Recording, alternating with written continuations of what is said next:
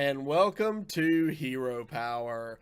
This is episode 135, and I am your host, Avantes. As always, I am joined by my co-hosts, Zeroshio. What is up, gang? And Versika. Hey guys, how's it going? So, What? Am I still on mute? Okay, No, I'm not no, on you're mute. good. So, Awkward silence. we have I a was great, like, wait, what? we have a great show lined up for you. We're actually not going to be playing a constructed deck this week because What? we wanted What is to. this witchcraft? What is this witchcraft? Yes, I know. We wanted to kind of spotlight this really cool Taverns of Time arena event that's going on. So tonight, later on during the play portion of the show, we are going to live draft a deck and play a couple of games and see how it goes. So stay tuned for that. But before we get there, we have another iTunes review. Woo! Yeah, 2 in a row. Right? So your beard eating days. You get to take beard off the menu. That's right. It's filling in too. All right, this is a 5-star review from Bianca Freak or Banaka Freak. Banaka. Yeah, Banaka Freak. You know Its title is "You Need This Podcast in Your Life." Avantes, Zeroshio, and Versika are just great human beings. They're also great at Hearthstone and will help you get better. I don't know what more you could want in a show. Personality, fun, and wisdom, it's all there. Stop reading this. Go listen and get connected with their awesome community. So thank you so much, Banaka Freak. We love hearing from all of you out there. We love to hear from our listeners, and thank you so much. That's awesome. All right. So in the news this week, in case you hadn't heard, there was a small tournament this past weekend in Seoul, South Korea. Yeah. And it was HCT. So it was the first week. Was this the first week of HCT events? Because I think we still have... No, because DreamHack Austin That's right. was the first HCT tour stop. Okay. Yeah. So, So in this event, it was set up a little different. So this event had I want to say total 326 people or... No. It was 600 and that doesn't sound right. That sounds too many. It ended up being it was around 200. I'm pretty sure I looked at the Battle region, 5. I'm pretty sure I looked at the Battle 5 list and there was only 340 or so people. That was not accurate. If you broke it down to each one and counted them, it was huge. Let's just say it was gigantic. Yeah, it was huge because they actually broke it down into 4 regions, which was something that I've never seen before. Mm-hmm. They had a global region, which was NA and EU players. And then they had 2 APAC regions. And then they had a Korea region. Now, it is curious. So there are some Korean players that played in one of the 2 APAC regions because they qualified there. So the Korea region was specifically invites for the Korea regions for those that didn't already qualify in one of the other regions. And they had some really standout players in that Korean region, which is nice to see some new blood in the tournament scene. Yeah, but this tournament was fraught with issues from the start, and they really had some problems getting this thing rolling. It by the time they actually went live and cut to gameplay, they were already through the first game of a series. There were issues with getting players to their hotels. There were issues with travel. There were all kinds of problems leading up to this event. And in fact, the biggest issue was the patch after deck submissions. Mm-hmm. So players submitted deck lists, Blizzard patched cards, and was just like, players have already submitted their deck list. This is what they're going to play. And well, they did come back and make an adjustment on that. They apologized for some of the changes. They did revert the change to test Greymane. The specifically the only change they reverted was that if she gets removed from the board or silenced or polymorphed, that her battle cries would stop. They took that away, so it worked the way it was. All other the 30 battle cry limit and all that stuff still is the same. However, they did make changes to the way mechanics work in working with the Druid quest. The Jungle Giants quest, and there were 15 players, if I'm not mistaken, that had decks that included that. They allowed them to resubmit their list for those 15 players. Yeah. So those guys got to resubmit, and of course, a lot of people were like, "Why not just let everybody resubmit at this point? Because you're letting Quest Druid players resubmit, and you're reverting changes. You're making all these issues, and it was just a big mess. That's the easiest way to say it." So the deck lists were made public, right? After they were submitted. The players knew. That is not true. Okay, so the players didn't know. The deck lists were not made public by the time that this announcement happened, and the players could resubmit their deck list. However, a few players had made their own decks public because they knew they would be made public in a couple days. Hey, that's on them. Yeah, but the submission deadline had passed, but they don't make the decks public usually until about 3 days before the tournament, and they hadn't done that yet. Okay. But like I said, some players had made their deck list public, but I don't know if any of the Druid players fall in that category. The problem with that, though, is some people say the Druid players can now take the information from those people that tweeted and adjust their deck lists. But from what I've seen, the people that made it to the top 16 weren't any of the players that were planning to bring Druid in the first place. So that I think it ends up being a moot point, but it could have been a disaster. I mean, you're definitely right there. From what I saw, the decks that people brought to the previous tournament actually didn't look that much different from what we'd seen.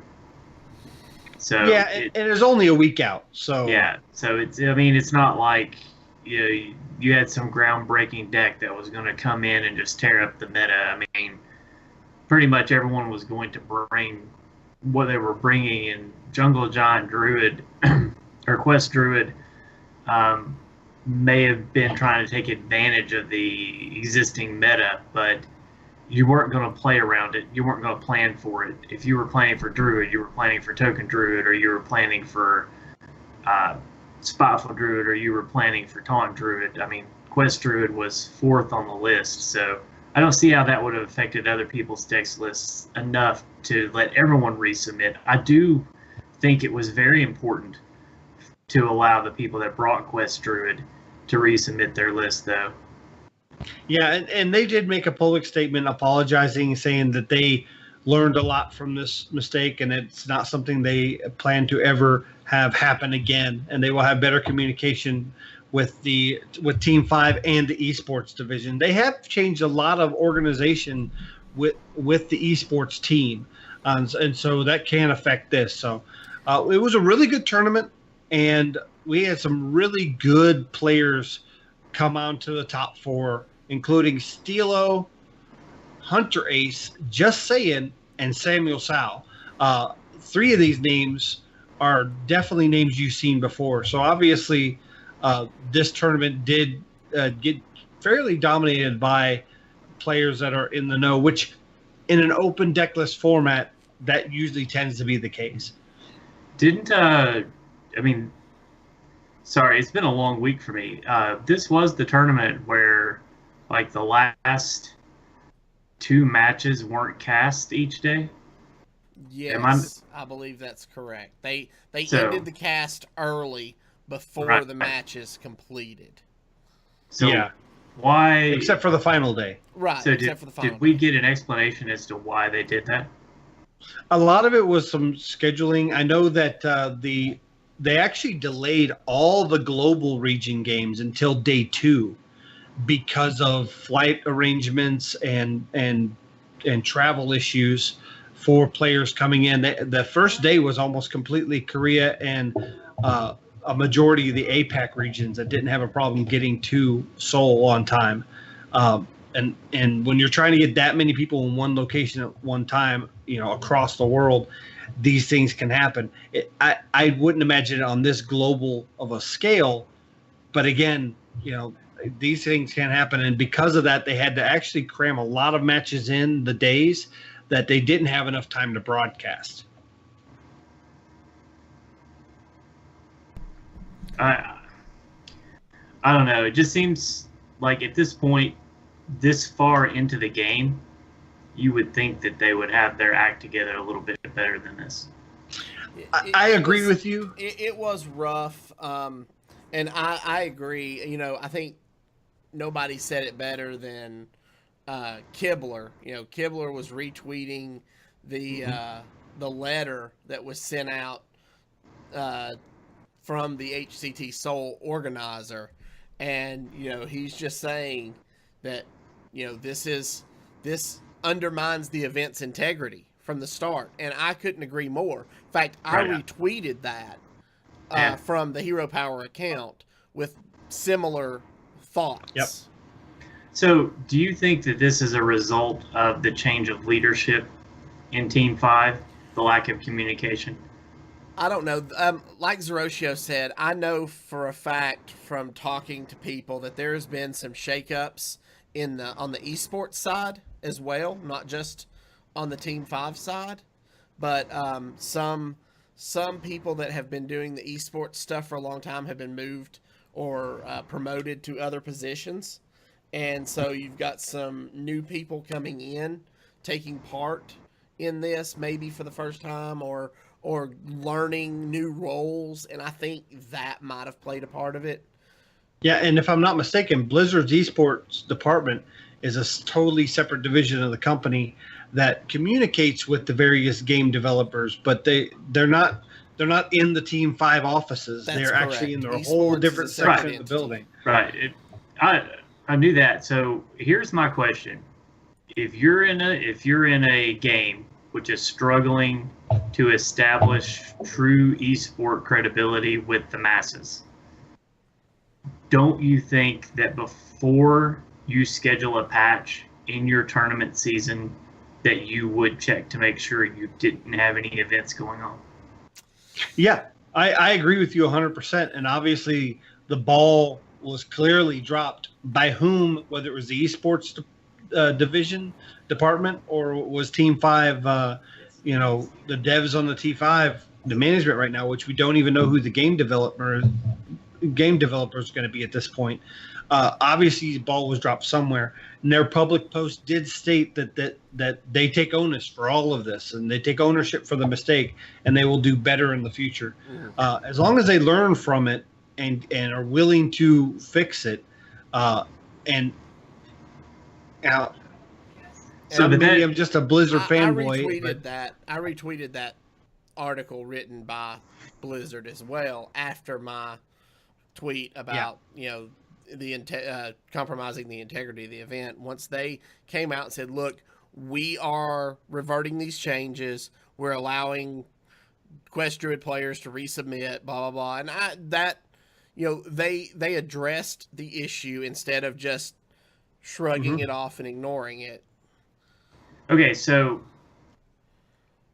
theory time. Okay, let's talk hypothetically here. So HGC, the Heroes Esports for Blizzard, they play a patch behind. They have a server dedicated to their tournament where their players log in and they play a patch behind so that this doesn't happen to them. So is it time to finally give Hearthstone its own tournament server that people will log into, and that server is different than the other servers in Hearthstone so that you can maintain stability, you can maintain integrity, both from a server standpoint and from a gameplay standpoint, so that you finally start really taking control of some of these problems that seems to have plagued Hearthstone tournaments. It's going on a couple of years now. It seems like every event we have something new that is going on, whether it's a Tavern Hero qualifier, whether it's a playoff event. It always seems like you have either connection issues or there's a miscommunication with somebody bringing machines versus using the machines supplied, or you continue to hear cases of people getting dropped from the servers and not being able to reconnect to the game. And if you've got your own tournament server for these HGC or for these HCT players, then that's where your server is. That's where they're logged in. And instead of 20 million games or however many are going on at any given time, you've got the 200 to 300 that are happening right there. And just to clarify your statement, you're not talking about tournament servers that can be accessed by players that are in tournaments. You mean tournament servers specifically for that venue, for that tournament, that's period of time, correct? Yeah, I'm saying that in the one event I've been involved with, Blizzard sent the computers that already had everything set up, right? Is it really that hard to set up computers to send to these events that log into a different Hearthstone server than the one you're playing in? And that's what you do. Here's the problem with that, in my opinion. With HGC, you set up these computers with these accounts. Like the players just sit down, log in. They have all the characters available to them, obviously, and they play. Where with Hearthstone, the players build their decks ahead of time, and they're also limited by their collections. So you would not only have to have servers that they could play on, you would have to have every single account that exists that could possibly be in that tournament on there for them to authenticate to see their collection and their deck list and everything. That is not a small feat to do.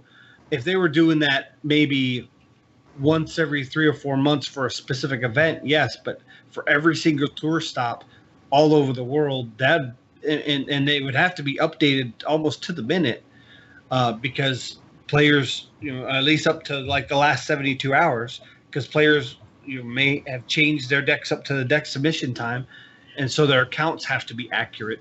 That to me, that seems like a huge undertaking that I don't know wouldn't have its own problems. Players showing up and then finding out, oh, my account wasn't put on this local network, so I can't access it. I'm not saying that there's not issues with it. Yeah. What I'm saying is that so far, it makes you look inept. Like so far, when I look at this, I see ineptness, and that's not what I would want to be presenting if I'm trying to attract sponsors to, sponsor players and teams for a game that, let's just go ahead and be blunt. I love Hearthstone. But right now, from a sponsorship standpoint, it's abysmal. So how are you going to attract sponsors if you keep laying lame ducks like what happened this weekend?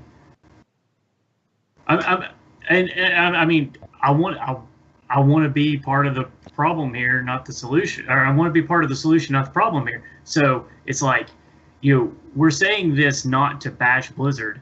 They came out, they owned it, and that's fantastic. But the simple fact of the matter is you aren't giving the sponsors their money back. You're not giving the players that flew to Seoul their money back. And you provided a not only a subpar, but I would say a pretty poor overall experience. So how do you keep this from happening again? You can't do anything about what's already happened. But how do you keep this from happening again? Because if I'm sponsoring a team, it doesn't matter how much money I've got in the bank.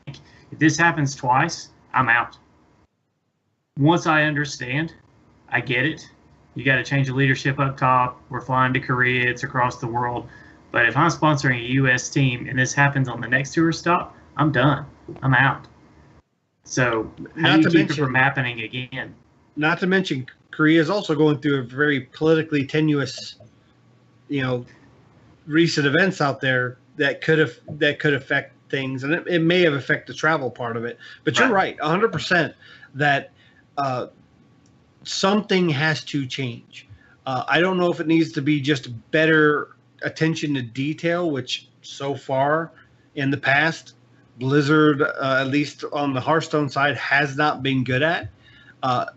Or if there has to be a mechanical change and a format change, I guess we'll just have to see. I mean, you don't see these types of needs until you see the mistakes that warrant the needs. So, and I mean, realistically, let's talk like in a vacuum here. Let's make an assumption. Okay, I'm going to make an assumption. Do you honestly think that the pros that played this weekend honestly don't already have every card of Witchwood? Or in standard right now? Would you argue that 98% of them don't have a full collection? I would agree with you that most of the pros have full collections, but I also know pro players that have done really well in HCT tour stops and whatnot, like friend of the show over at Coin Concede, Appa. Appa is a free-to-play player. He doesn't have all the cards, but he competes at a high level, plays with what he has, and does really well. But I mean, you're not gonna play a deck at a tournament that you can't practice at home, right? That's right. So you're not going to. Let's say you submit your deck list, you go to the event, and then you copy that deck code over, and that's the list you play. Well, that's how you get around having to import that account to a server. And that's fair. My question is since they're not coming with their accounts, that means everyone has to import their deck codes every time they sit down. Well, I mean, you as part of your tournament sign-in, you log into that server, you create your account on that server, and you import your deck codes, and that's your login for the weekend. And that may be the way to solve it. I mean, that sounds. And Avanti's muted. I was gonna say, are we talking about having like God accounts on those where you just log in and have on that particular server and have access to all the cards, and you just import your deck codes? Right. It wouldn't be terrible, no. I mean, they do that. That's how they run some events. I mean, you've submitted the deck list, right? Some of the stuff they've done at BlizzCon have been on those type of God accounts where it's a pre-generated account that has access to all the cards. I mean, I know they can do it. It's just how far down does that trickle? It's like if you're doing something that has esports implications past just qualifying for the event. To me, that seems like where that God account kicks in. Because you want to maintain the integrity of your event, and you want to maintain the integrity of the games played. And you want to also make sure that you're playing on the same patch they qualified on. But this is also the same company that uses inconsistently. They use third-party companies for their bracketing systems and bans and deck selections. I mean, a la either Smash.gg or they use Battlefy or they or what's the tournament one? I can't remember. They've used once in the past. But yeah. It just seems to me like this is the only game that continues to have these issues. They seem to have figured it out for Overwatch, for Heroes of the Storm, for the WoW Arena. How do you fix it in Hearthstone? I guess I'm just spitball. What gets me is is Hearthstone has a larger number of individual competitors in their esports events than they do in these teams events, because the team events may get 32 teams, 64 teams of 4 to 5 people each, where some of these HCT events are going 200-300 people. So you'd think, I agree with you. You'd think with as many people that go to these individual events, and they have more through the year, that they would put more attention on it. But clearly that's not a focus that the esports team that's dedicated to running the Hearthstone events has been doing. And maybe that's something they need to focus on. Yeah. And I don't know if I think we got sidetracked on this whole topic, but Yeah, we did. Hunter Ace ended up taking the tournament. It's his first major win. Yes. I know a lot of the pros were tweeting at him congratulations, because this was they felt like this was a long deserved win for Hunter Ace, and he played really well. If you haven't had a chance to see any of the tournament, at least go and see the trophy presentation ceremony at the end. Hunter Ace is tall, curly blonde hair, wearing these short shorts that just barely go over his knees, and he's about a foot taller than all the Korean presenters. And he looks like Gulliver's Travels up there, just a giant. And he holds up the trophy above his head. It's really neat to see, and the excitement that was in the air. Now, one thing I do want to say about this tournament, the presentation, the announcers, absolutely amazing. Whenever they were playing any of the featured matches, you'd hear the commentators get all excited. All of a sudden, they start playing this death metal music to introduce the players, and the Korean announcer just starts screaming in Korean, and then announces this huge, I don't know what he's saying, but I was hyped up. I was psyched. That's admirable, and TJ were getting psyched. And then the spotlight goes on the players, and the fans just start roaring, getting excited over it. And that tells me that we need to do more, at least in the Americas, of hyping up our tournaments, because obviously people like this type of thing. But I think Korea did good for the presentation of the tournament. It's just being ran, it had some faults. But I mean, you could show Zeroshio a gummy bear presented with death metal music, and he'd get really hopped up too. Yeah, I watch a lot of the Korean HGC, and they love their metal music, and their announcers get really excited as well. So it's definitely, I guess, Korea's been doing it longer, and it's definitely more widely accepted over there. So it definitely couldn't hurt to bring a little bit of that excitement over here. I feel like that's missing in some of our events. You had Korean fans holding "Marry Me" signs for some of the Hearthstone players. Like, who really wants to marry a Hearthstone player? But seriously, somebody out there wants to marry a Hearthstone player. All right. Anyway. The three of us managed to do it. Yeah, well. That's fair. Yeah, okay. Anyway. It took me 3 tries. Next up, we have the Taverns of Time Arena event that we talked about briefly at the beginning of the show. Started June the 11th and runs through July 2nd. So if you've not checked this out yet, you've still got time. Everybody got a free arena ticket just for logging in. And this arena event is introducing 28 unique cards specifically for this event. Now, we're not going to run through all those. I will post the images in the show notes on our website tomorrow. And we'll see some of these in the play portion. Yeah, will see. We're gonna draft here in just a few minutes. Want to real quick touch on these 28. All I want to say is there are some of these that could be playable cards. We're not going to speculate too much in the next set this go around. We're going to wait until we actually see a lot of the released information. But this could sometimes Blizzard Team 5 tests out things in tavern brawls or different events. You might see some of these mechanics, maybe not these specific cards, but some of these mechanics in the next set, and that would be really interesting. Yeah, they have been known to test stuff. So, all right.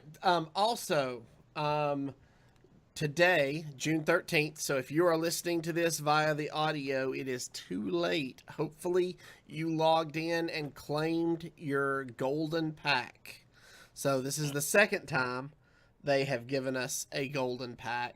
And last time was for Twitch Prime subscription. So this is the first time they've done it for everybody. Yeah, and they're actually calling this Free Pack Day. Don't know if this is going to be a new thing going forward, where they have a Free Pack Day regularly, or if it's a yearly thing. We'll have to wait until we get more information on that. But, hey, everybody loves free cards. So I just pretended that this was a personal birthday present to me from Team 5, and I just opened it a day early. That's right, because Zeroshio's birthday is tomorrow, so make sure you tweet at him tomorrow at Zeroshio on Twitter. Or is it Zeroshio or Zeroshio HS? I can never remember. It's just Zeroshio now. I was saying, you changed it. It used to be Zeroshio HS. So yeah, tweet at him tomorrow. Happy birthday, and let's really make him keep looking down at his phone all day. Oh, so buzzing. Oh, buzzing. How old are you going to be tomorrow, youngin? 40. The big 4-0. Yep, I'll be 40. Anyways, Tavern Brawl came out today, and it is a new one, and it had a little blurb that kind of flavored it for Taverns of Time, for the Taverns of Time event that's going on over the next 3 weeks. And this Tavern Brawl is called Rise of the Zombeasts. It's a monstrous mirror match. Take control of a deck teeming with random zombeasts and spells while using a discounted hero power to craft your undead army. Have either of you guys played this yet? I have not had a chance yet. So basically you get spells for both players are hunter. You don't get to pick a class even. So you get hunter spells. I think it's just hunter spells. There may be other classes, but I'm pretty sure it's just hunter. But your deck is actually filled with various zombies already created. And then your hero power is the zombie ability of creating a zombie for 0 mana. It's a lot of fun. I mean, it's very random, of course. It's randomly random, but it's controlled random, and it's I just love making zombies. Chaos. It's controlled chaos. I just love making zombies. That's my favorite part of playing Hunter. Yeah. All right. Well, that's going to pretty much wrap it up for our audio portion this week. Like I said, we are going to do a draft. And we're going to do an arena draft live during the play portion. So if you want to see that, make sure you check out the video portion of the show on our YouTube or on our website at heropowerhs.com. If you enjoy the show, you'd like to help support it and improve it, you can do so by joining our Patreon, where you'll get exclusive access to our patron-only Discord. And that's it. We'll see you guys next week. And don't forget to use your hero power to make a zombieast. 35 minutes. That's got to be a record. Yeah, right. I know. Well, we didn't talk about it. We didn't talk about a deck, so we'll make up the time. I promise. Oh yeah. No, this is gonna take. I figure it'll take us 15 minutes or so to draft a deck and then get a couple of games in. So. Yeah, you're right. See Me No More. Poison is amazing. Yes, poison is probably basically bloated. Oh, is it bloat bat or bloated bat? Yeah, is the best beast to get off your zombies. Oh yeah, you give that poison, it explodes and wipes out their whole board, and life is good for you. And with the rotation for standard, the pool's actually gotten a little bit smaller since we only have 4 sets, and classic, and so 6 sets total. So you have a chance to get things like Mukla more often. All right, gentlemen, let's see what we get. So here's the arena ticket we talked about earlier. So everybody should get one just for logging in during this event. And if you had a live arena event that got ended prematurely, you'll have gotten a second one. So, all right. Seems some cards from the Tavern of Time have been overlaid on our reality. So we've got Warlock, Shaman, or Warrior, gentlemen. Chat, feel free to chime in. What do you want to see? Warlock, Shaman, or Warrior? So I have played with Shaman once. I haven't played with Warrior yet, and I just started a run on my EU account for Warlock. So none of these classes I've seen a lot out of their Taverns of Time cards, at least. Just for pure playability, Shaman's not in a bad spot. But Warlock is the better of the three classes. Warrior's kind of hit and miss on Arena right now. Rasika, what are your thoughts?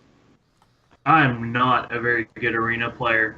I'm always going to go Shaman in this case because I always play Shaman. But I would say that in this case, based on what's existed in the current standard meta, I would say Warlock's in a better spot overall, so I'd probably go Warlock. We've got a vote for Warlock in the chat as well, so Warlock it will be.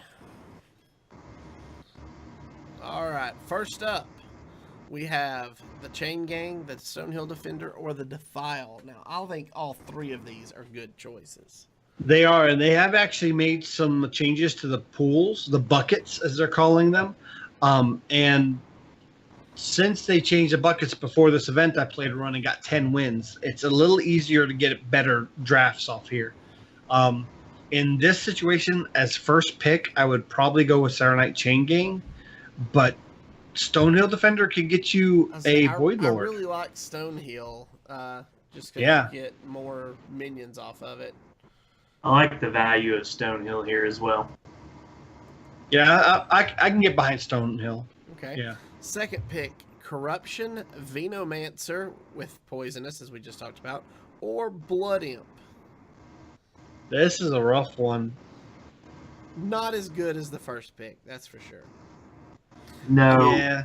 I'm not a fan of Corruption. I like the Venomancer, and I don't mind the Blood Imp. I think the Blood Imp can be good in Arena. So, wait, does he make you drunk? Is he vino like wine? Yes. You mean Venomancer? Whatever. Venomancer. I need another glass of wine. Anyway. So my question is, in Warlock, how do we get rid of things? Because this isn't constructed. There's no guarantee down the line we're going to get anything else to remove something big, right? True. That's true. So, I mean, I would not put Corruption in a deck I'm constructing right now, but I could see how, in this instance, it might be the thing that saves us. Okay. And we could put Corruption behind a taunt like Stonehill Defender. That's true. All right, Corruption it is.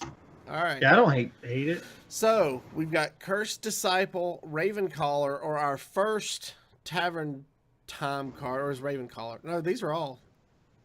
Are these all Tavern? No, just one of them. No, just the Infinite Murloc. Yeah.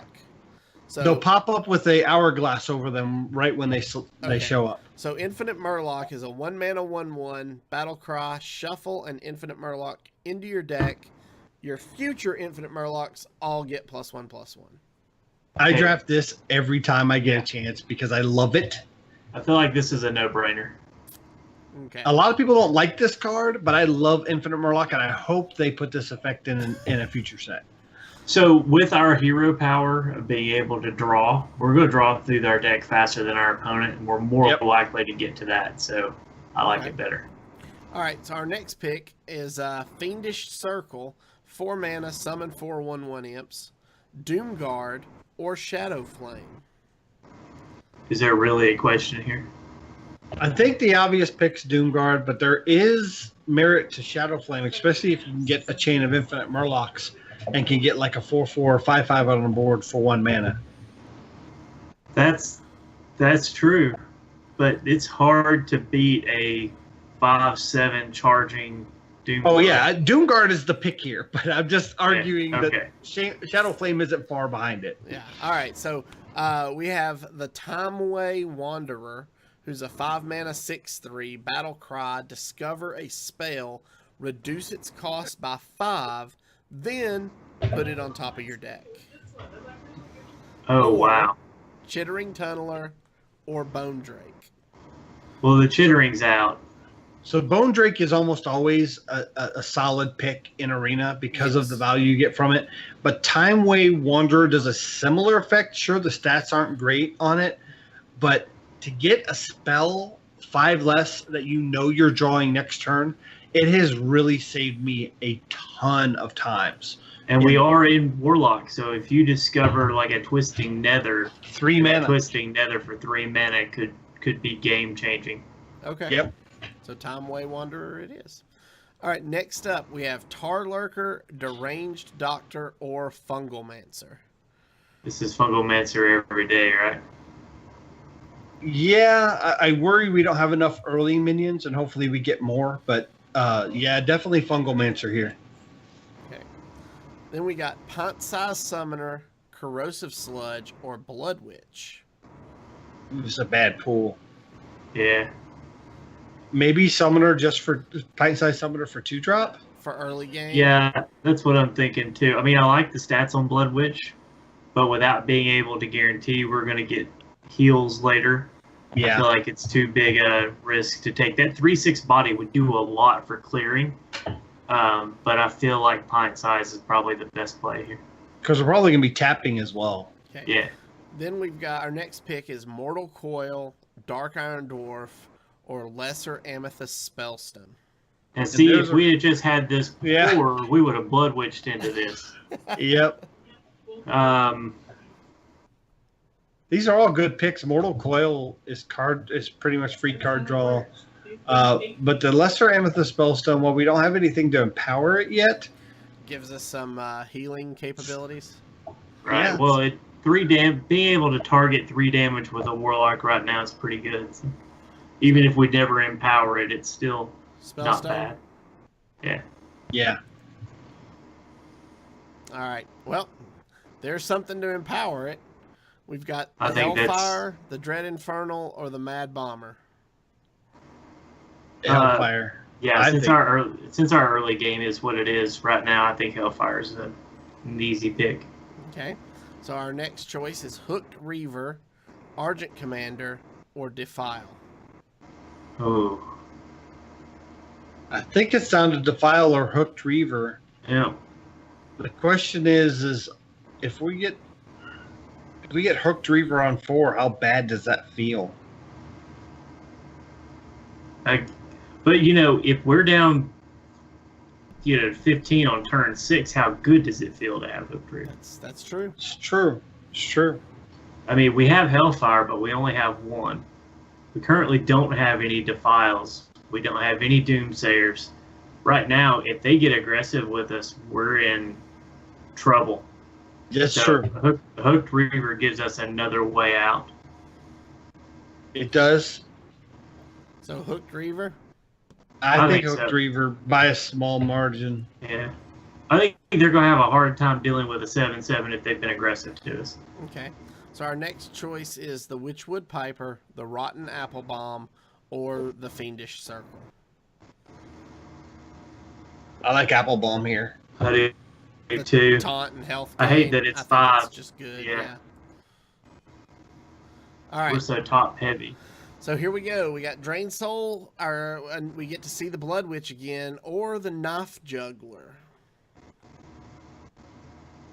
I want to take Blood Witch here, but we're hurting for 2 drops. It's I true. mean, the Blood Witch is great on 4, but we're kind of stacked on 4 right now. What do you guys think about the Drain Soul for life gain and minion targeting? Well, I think I like Drain Soul, but I think Knife Juggler has a target on his head. Yeah, I think at the very least he draws removal. I think it does the same thing that Drain Soul does. To be honest, it gives you 2 life and probably takes two health off the board. Okay. Yeah. I think And we you take might Knife actually Juggler get here, lucky along the way. but hopefully we see another Blood Witch later. There's a Twisting Nether, but there's Tar Creeper. I was gonna say, I think Tar Creeper is probably a better choice here. I agree because we're just, like you said, still hurting for. low Yeah, cost. I think. Yeah, let's go with the Tar Creeper. I like that. Okay, Frozen Yeah, this is Crusher, Drain Drain Soul. Soul, or Corrosive. This is Drain Soul. Drain Soul. Easy. All right, so Shadow Bolt, Fiendish Circle, or the Possibility Seeker, which is a 4-mana, 4/5 battle cry. Shuffle your hand into your deck, draw that many cards. I mean, that seems like you just take that, a 4-mana with a 4-mana with a 4/5 body, plus you get to throw your hand away and draw that many more. So what I've I don't learned with Possibility Seeker is if you have a good draft, it's a horrible card. Because if you are doing really well in your hand and you're curving out right, then Possibility Seeker becomes a dead card, or you're going to throw back cards you want to play the next 2 turns.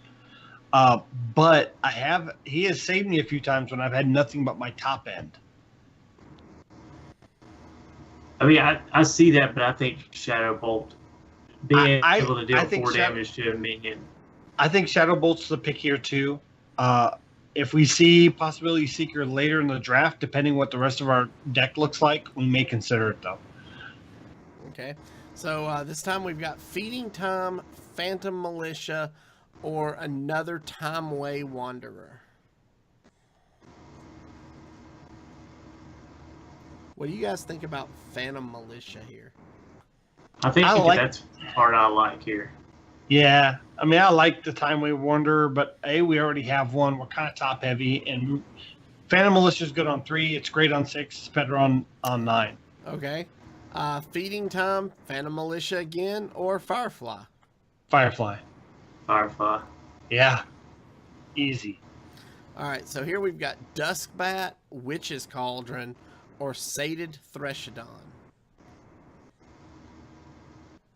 We don't have any big beefy minions like Sated Threshodon.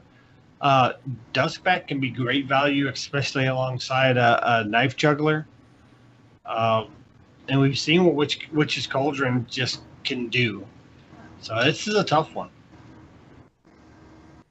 I think as much as I love Witch's Cauldron, and I love that card, I think Duskbat, like Zeroshia said, Duskbat along with Knife Juggler is great. Duskbat, and then into Fungalmancer is great. Okay, I can get behind Duskbat. Yeah, I like that card. you Hellfire a board and you lay out a Duskbat. You've immediately got board presence. I like it here.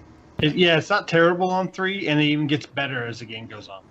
All right, so here we've got Mad Bomber, Soulfire, or Twisting Nether. Is this a Twisting Nether pick? I think so. There's merit to Soulfire, but I think we're doing good enough on removal. So, yeah, I go with Twisting Nether. So we have at least one late game get out of jail free card. Okay. So here we've got Phantom Militia again, Feeding Time again, or Possibility Seeker. This is the exact same scenario we were in, right? Yeah, but we're later in the draft, and we have some top end. We have some dead cards that can be dead, and like we won't want a Doomguard early in our hand because and we won't want a Twisting Nether early. I think Possibility Seeker here is good. This is exactly what I was talking about. Possibility Seeker. Okay. Violet Worm, Pumpkin Peasant, or Witchwood Imp. This is so bad. We don't have any bigs. Violet Worm meets that category, and the other 2 minions are just lackluster. Yeah, that's true. That's true, and if it's destroyed, we still have board presence. Yeah, and we can throw it back with the Possibility Seeker. Yep. If we have it too early. All right. Defile, Gilnean Royal Guard, or a second Lesser Amethyst Spellstone. I think this is where we pick up Defile finally. Yeah, we don't have a Defile. We could use one. Okay. Shadow Bolt, which would be a second Shadow Bolt, or Cursed Disciple, or Blackwalled Pixie.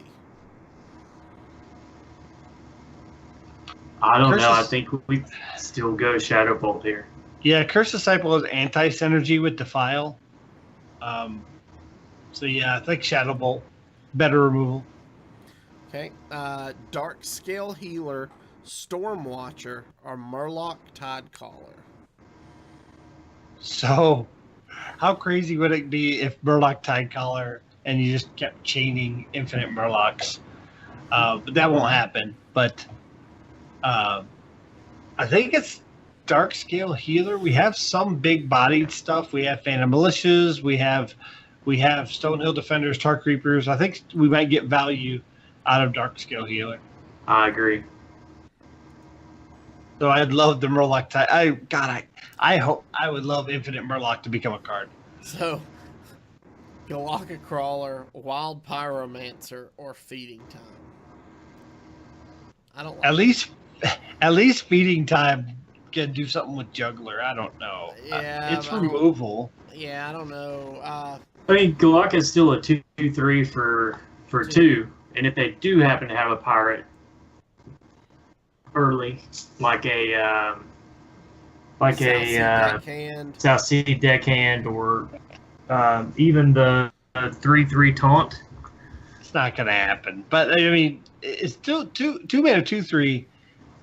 It's not bad. It's fine. Yeah. But I guess the question comes down: do you want a 2 mana 2/3, or do you want a 2 mana 3/2, where you could have you're basically locked down to you're not casting spells in some games. Yeah, and I mean, honestly, we have one spell where that actually helps us at all. All the rest of them just straight up kill the Pyromancer anyway. I think it's Galaka Crawler.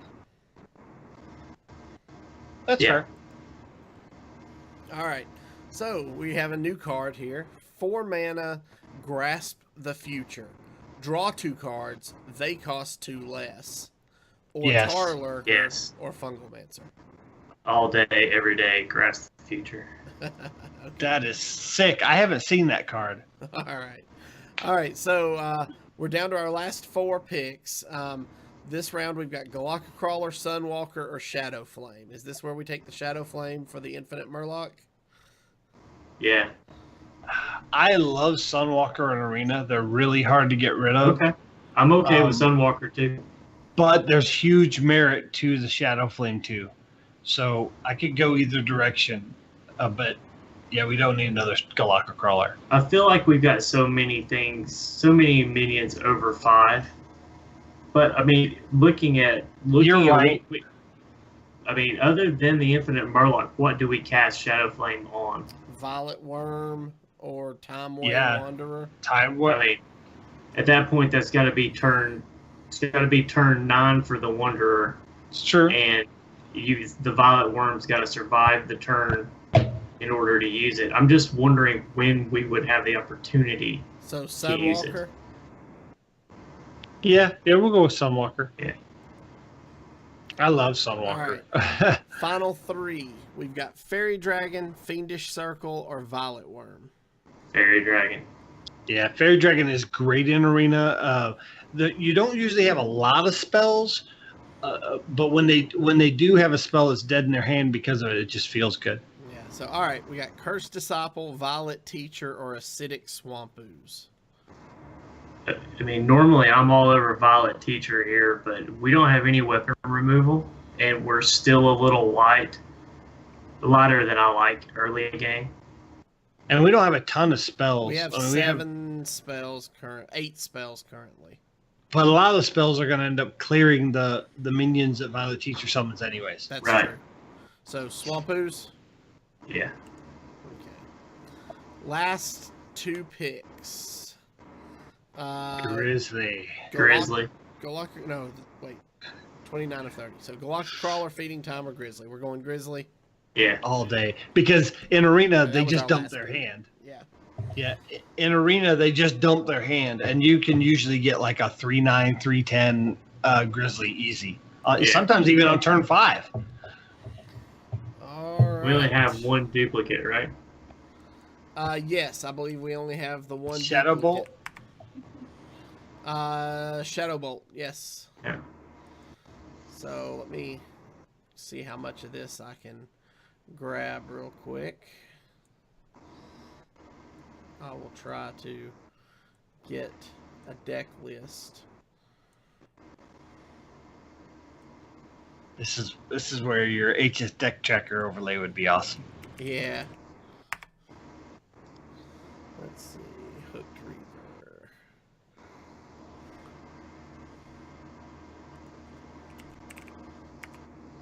And you're seeing how the sausage is made, chat. Yeah, that's right. BBH, man, I haven't seen you in a hog's age. What is up, brother? It's good to see you. Hog's egg. Only on Hero Power, ladies and gentlemen. Only on Hero Power. I had family up in Indianapolis, and my Uncle Jack had my Uncle Will had a hog farm. And that's how you were, when you came of age, you went out and got bacon for breakfast or got ham for breakfast. That was when you came of age, you would go out and you would slaughter a hog. That was it. Now, obviously, we found out later that the meat we got then wasn't the meat we were eating. It was for the next meal. But yeah, it was a passing of the torch type thing, and then the next family reunion. The next family reunion, when you've already done it, you get the other kids that are coming of age, and you help them, slaughter their first hog. So it all makes sense, right? All right, so our opening hand is Hooked Reaver, Swamp Ooze, Dark Scale. We are playing against a hunter. What do you guys think here? There's a chance he could have axe on 3, so keeping the acidic swamp ooze, not axe, but bow on 3. Acidic swamp ooze has merit. He could even have the 1/3 bow on turn 1. And I think he struggles to get rid of Reaver. Yeah, once it hits. So I think he only throw back the healer. Yeah, I think so. Okay. If it was any other class and we couldn't use the hero power to draw, I would say throw the Reaver back. But so we got the Timeway Wanderer, which is good. And we top deck the Fairy Dragon. Oh, that's great. Fairy Dragon's perfect. Now we have another option on 2. And then if he uses the bow to get rid of the Fairy Dragon, we just get rid of it with the Swamp Ooze. Honestly, I think I would tap here. Think so? What do you think? I like developing the Fairy Dragon, but if he pulled any kind of secret, this is when he's going to play it. Okay.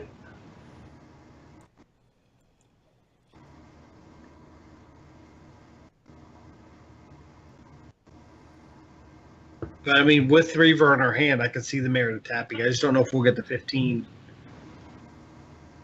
And there's the bow. Yeah. The scenario played out. He even used the coin. So we're basically eating up the coin and 1 charge of the bow. Yep. And we're going to be able to go right into Grasp the Future. Yep. This is pretty curve-tastic. Grasp the Future into Timeway Wanderer. Yep. That stinks. But the file doesn't help us here. No. No, I think I would go ahead and Grasp the Future and then see what we get. Face. So Twisting Nether reduced, Apple Bomb reduced. Oh, the Apple Bomb boot reduced is gonna be nice. Yeah, let's just set it to face. Yeah, we might be able to set up a defile turn next turn alongside the Apple Bomb.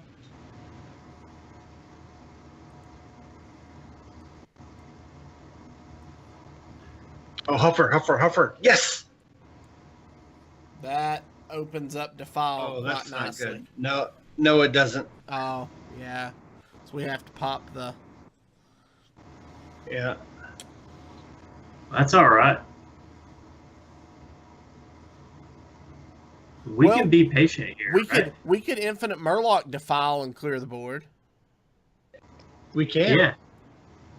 I think that's what we do. If we're going to do that, we tap first. Well, no. We Infinite Murloc first, just in case we can draw the other Infinite Murloc. Right. That's right. This is where Fred's rule doesn't apply. Cards that are not Yeah. in the game, Fred's rule does not apply. That's right. This works out. And then we tap into Infinite Murloc. No. Oh, I tried, guy. I tried, gang. I tried. Usually I'm good at calling it.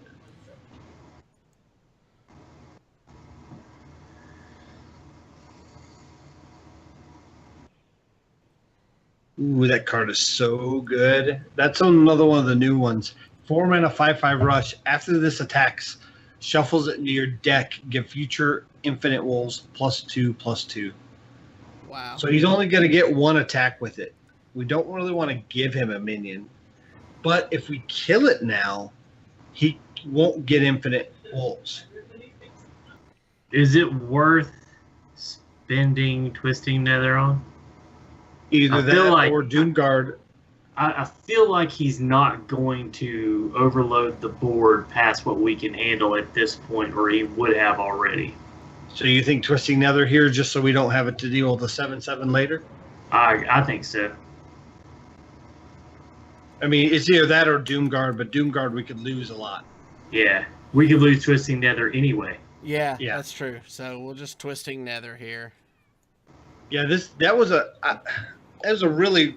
He obviously had nothing else to play, or he wouldn't have done that because now he just lost the minion. It's not a death rattle. It's only when after it attacks that happens, and he had nothing to hit it with rush.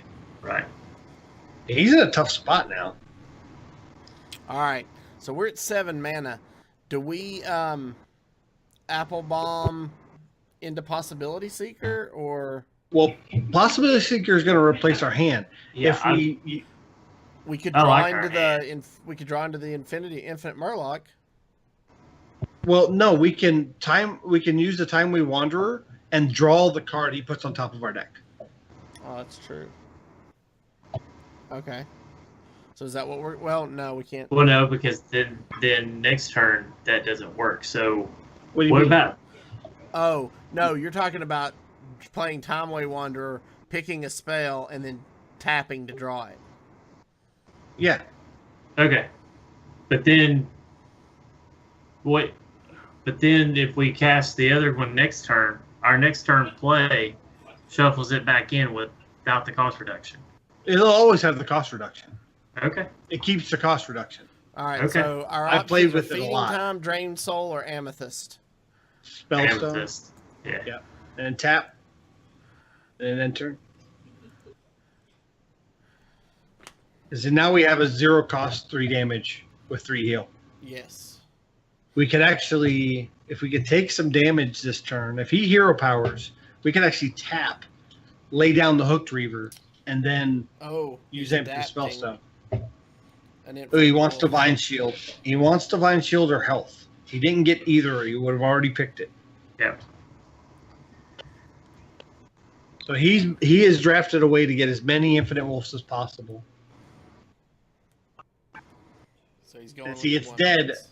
So he did not get an Infinite Wolf in his deck. It Okay. did not work out well for him. So do we We drop didn't the take Apple 2 Bomb damage. and Amethyst Spellstone the 3/2?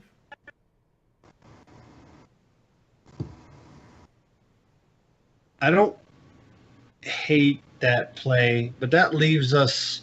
Actually, if we're going to do that, we might as well just use the 4 cost Amethyst Spellstone. Yeah, I agree. 4 cost Amethyst has Spellstone. But let's okay, go ahead. Do we want to tap? Well, for No, we won't have Yeah, mana. if we don't do want to that. tap. Yeah. Okay, so Spellstone, Taunt. I would love him to fit in a hero power last turn. Temporal Anomaly. When you draw this card, add a random spell to your hand. That's no bueno. So he got a random spell. Now that's a random spell from any class. It's not just his class. Right. And I've seen a lot of times I've gotten lots of secrets off of it. I don't know if that's a bug or what, but it seems to favor secrets. All right, so there's our arena deck on the right. About time. Ooh. So that's the giant that gets smaller for every card you draw. Wish we got one of those. You remember when I said that we might use that corruption? Yeah. I think we used the corruption on the 8/8. Yeah.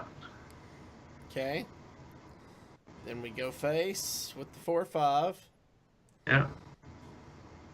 I don't know what we do this turn though. I really don't want a possibility seeker because I think we need to tap first and see what we get. Yeah, let's tap. I agree. Duskbat. Duskbat. Yeah, that's great. Because it'll get us a couple extra minions. Yep. All right, it worked. And we've still got 3 mana left, but Don't do anything. Yeah. Nah, just pass. it's not really worth doing anything. Nope. We could draw into a Hellfire. That Amethyst Spellstone's going to be great.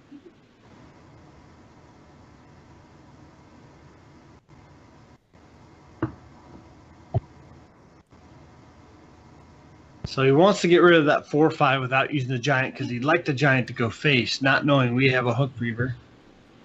Yep. So he's going to trade the little dudes and probably go face with the 8/8.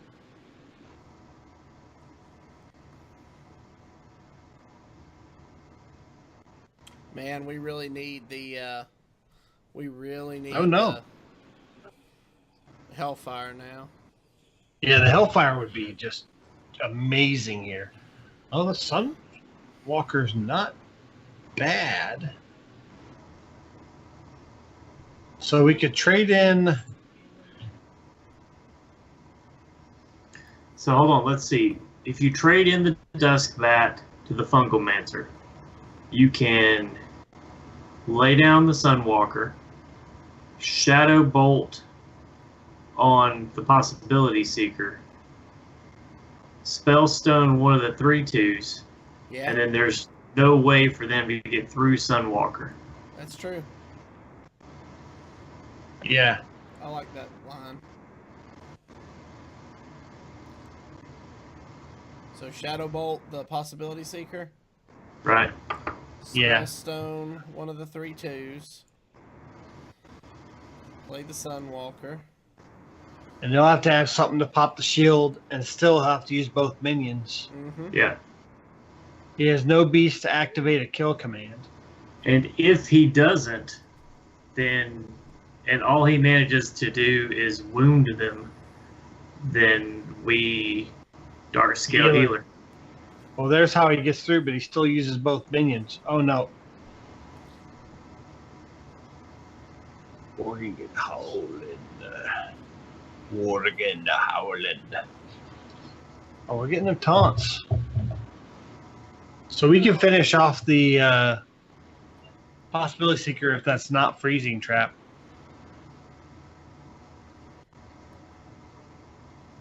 He's really running out of options. Yeah, he's running out of steam. What do you think? Trying to run the 2/2 into the 4/1, see if it goes first. Yeah. It does. It does. Tar Creeper, obviously. Yeah. Do we Possibility Seeker now? I don't see why not, because our hand isn't great right now. Right. But if you Possibility Seeker now, then you throw the Doom Guard back in, we lose our ability to take care of that Knot Howler. That's true. We can Doomguard now. We don't lose too much if we Doomguard now. Okay.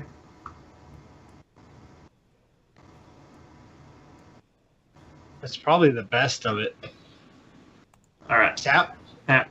Nope. Ah, I missed it. It's fine. That's fine. Still, he's going to have a hard time getting through these minions. And that trap is probably, well, now it could be anything. It could even be a boat. And see, once again, he got a trap off of the anomaly. Yeah. It's weird. I don't know if it's bugged. So Ooh, Shadow Bolt's real good. should we try to run the Doomguard face just in case it is freezing? No, I would throw the Tar Creeper at the 1/1. Yep. We'd rather have that back. Yeah. Yep. Then put the Doomguard into the 2/4, right? Yep. Yep. Then I put the Tar Creeper back out and Does Dark Scale? Dark scale. Yeah.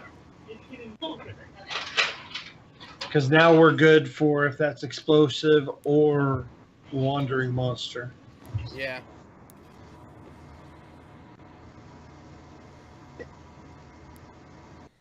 Okay, double flame elemental. Oh. Yeah, that's some good gorgeous. stuff. All right. So what are we doing first? Go ahead. Let's. Tap first. All right. Yeah, tap first. Do we send the Dark Scale Healer to face first, just in case it's wandering monster? Yeah. Because it'll survive most wandering monsters, and we could Right. finish it off with Shadow Bolt if it's something like a 4/7. There it is. Yep. I think we he doesn't. just I don't think we gotta worry about that. Okay. but I mean we're not going to attack face with the Tar Creeper. You may as well just go ahead and take it out just in case. Yeah. Oh, yeah, that works. And then I say we throw out the Grizzly and the Galaka And go face. and go face. Okay.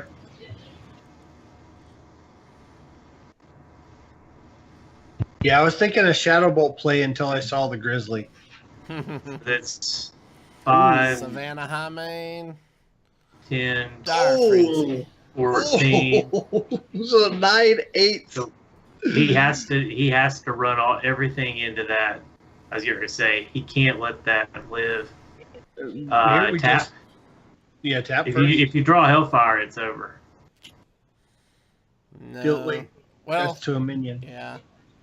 Go ahead and throw out the pint sized And all face. and send everything face. Drain Soul the 1/2 just for Just to Hunter's get Mark it off the shenanigans. board. Yeah. Yeah, just in case. I doubt he drafted a Hunter's Mark, but you never know.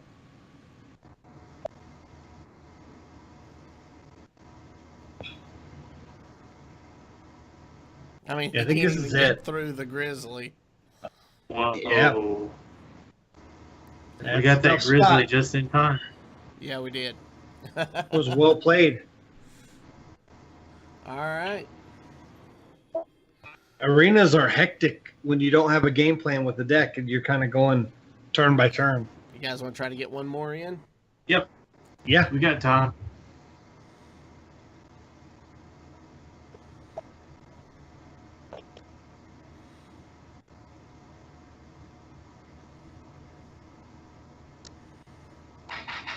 Avantis is searching for an arena opponent.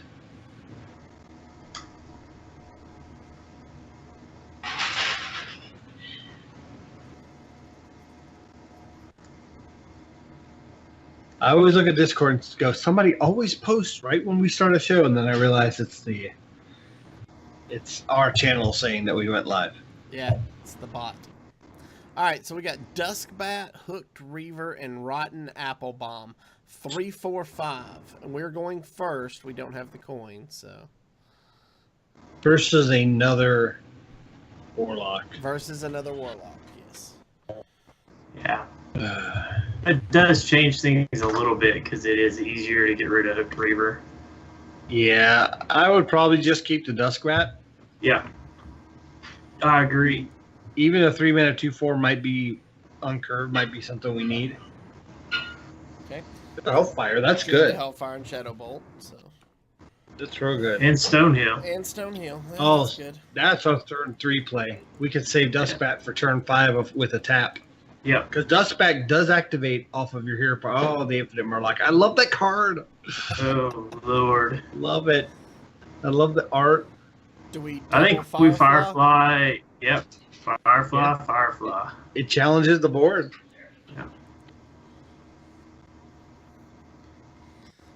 Temporal Anomaly.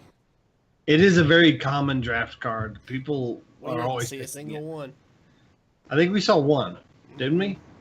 Yeah, we didn't see maybe we temporal anomaly.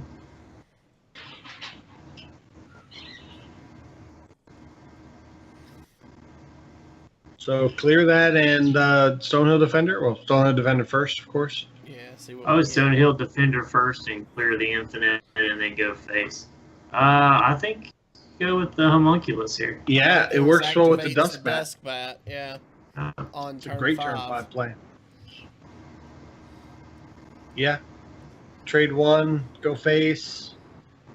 We could finish off the anomaly with one of those minions, or we could end up hellfiring this next turn if he does a lot to our board to set up for a clear board for the Vulgar Homunculus Dustbat turn. Yep. Depending what he plays, of course. It'd be We might just fantastic Shadow if Bolt. we drew into a Spellstone. Yeah. Yeah, it would. Of course, whatever he puts out, we might be able to just Shadow Bolt. Unless he has Shadow Bolt. He moused over.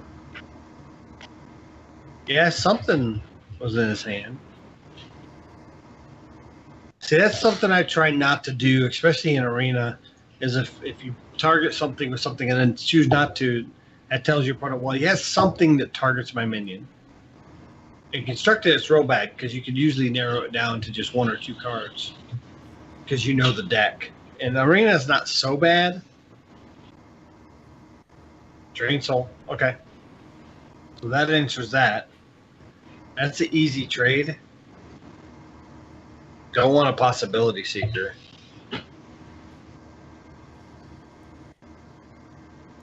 So do we just Hero Power pass? Yep.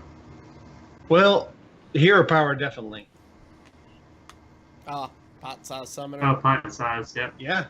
My thought was if we didn't get anything, we could just Vulgar Homunculus this turn because next turn we could tap Dustbat and have the same result. Mm-hmm. But we drew into the pint-sized summoner, which you'll probably want to get rid of. Yeah, I don't know if it's supposed to show the infinite Murlocs because it doesn't say it on the card, but it does every time I've seen it.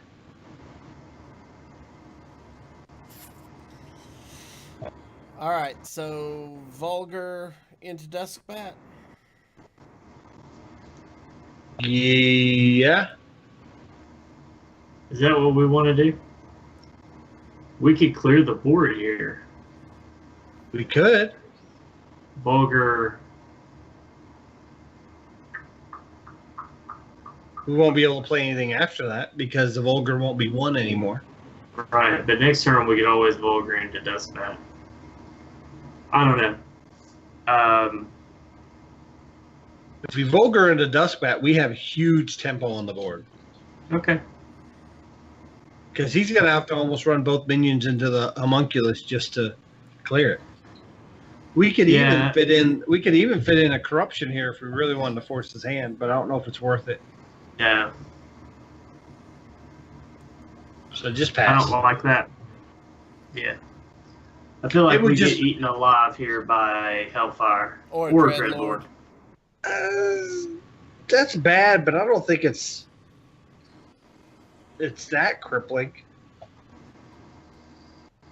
I mean, that's easily done with Drain Soul, Hellfire, and run the Flame Elemental in right. I feel like we Drain Soul the Homunculus, Shadow Bolt the Dreadlord, run the 1/1 in, and send 4 to face. Yeah. This gives us good tempo on the board. And still have the pint-sized summoner.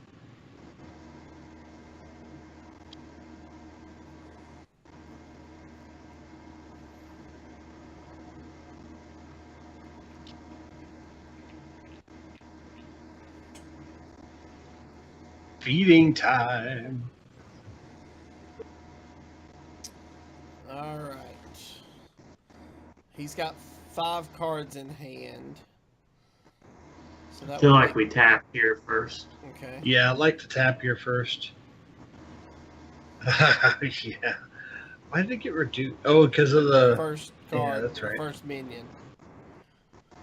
do we Witchwood Grizzly, even though it would be a 3/7? 3/7's No. good. I think, is that what we want to do? I mean, it's not a bad play, but what other play do you have in mind? I was thinking just Hellfire and put out the Infinite Murloc. That's not a terrible play. So Murloc's just a 1/1 though. yeah, let's go with the Grizzly and the Infinite Murloc. And then just go Run. face. Yeah, run the Summoner to face.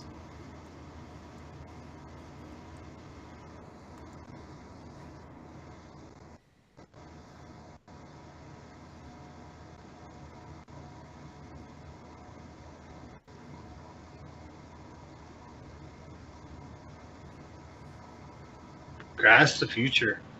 That's such a good card. Yeah. It's broken. That's not one I would ever expect to see live. That is clearly just an arena thing. That's too powerful.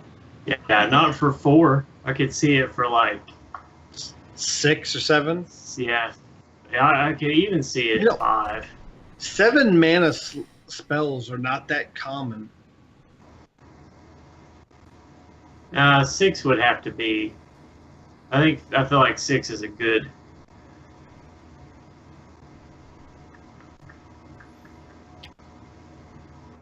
So go face and Dark Scale Healer. That's really strong. Draw. I would tap first. Tap first, yeah. Yeah. Oh, I still feel like we Dark Scale Healer here. I think you're right. Yeah. I want to grass so bad. I think we I grasp just next. like using the new cards. You always say grasp next turn. Now we are in Hooked Reaver range, but we have the corruption to sustain from it. Yeah. Right. Chittering Tunneler. So let's see how much damage he takes. He's going to take some damage. 4. Takes 4. So Could be a Shadow Hellfire Flame. or Hellfire? Yeah. Shadow Flame or Hellfire. But Hellfire doesn't even do that much on this board. No. I think you're right. Shadow Flame would be better.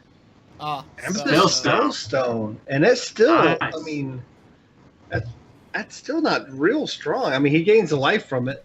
But he only nets 1. So do we grasp for the future here? Yeah. Wait, Yeah. 4, 5, 6, 7, 8, 9, 10. So we're 2 off lethal. 2 off lethal. Right.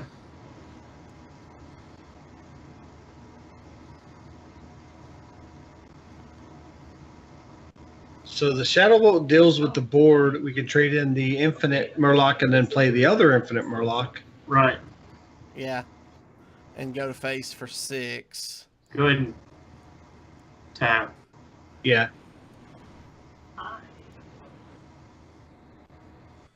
2 mana Tar Creeper. I like. Better. Yeah. I think I like the Tar Creeper better. I do too. Yeah. Boy, I tell you that Pine-Sized Spell Summoner has done work. Yeah, and he can't She's get it been- off the board. She's I mean, been there since the beginning. He keeps mousing over it. There he goes. Summoning Portal. There you go. There he yeah. goes. Too little, too late, though. Yeah. Too little, too late. Let's Let's game. see. 4, 5, 7, 8. If he doesn't put on any more heal. He does. Have it. I love the Timeline Witness. I wish we'd gotten some of those. That's probably my favorite card in the whole arena set so far that I played with. 2-0. Job. All right. Well played, gentlemen. I have one other thing I want to do on stream, and that's open my golden pack. That's right. Let's see what golden legendary you get. I actually I've opened 2 today, 2 golden packs today. Have not pulled any legendaries. You're due. One on Asia, one on EU. So my NA pack. I got 4 commons and a rare in both the packs I've opened. So I got a rare and an epic. So the rare is Manatide Totem. The epic is Farsight. Boy, this is a Farsight. shaman pack. Even Nice. with the Earth Shock. Farsight's actually jealous. in the meta right now. Farsight's a good card. So is Manatite Totem. Farsight, the Golden Farsight was one of the first Goldens I ever pulled. And it was before I was keeping my Goldens, so I dusted it. Nice. It is one of the better animations for the classic set. Yeah. A lot of classic sets just rippling and whatnot, and some crackles and stuff. It actually has spinning runes. It's really neat looking. Yeah. So, all right. Well, if you guys haven't used your free arena run yet, go do that. As you can see, it's a lot of fun. Mhm. So that's going to pretty much do it for us this week. If you have any questions or comments about the show, please email us at heropowerpodcast@gmail.com. Hit that subscribe button below on YouTube if you've not done so already, or give us a follow on Twitch to be alerted when we go live. And for more details about our Patreon, you can find that over at patreon.com/heropower. Until next week, good gaming. Bye, guys.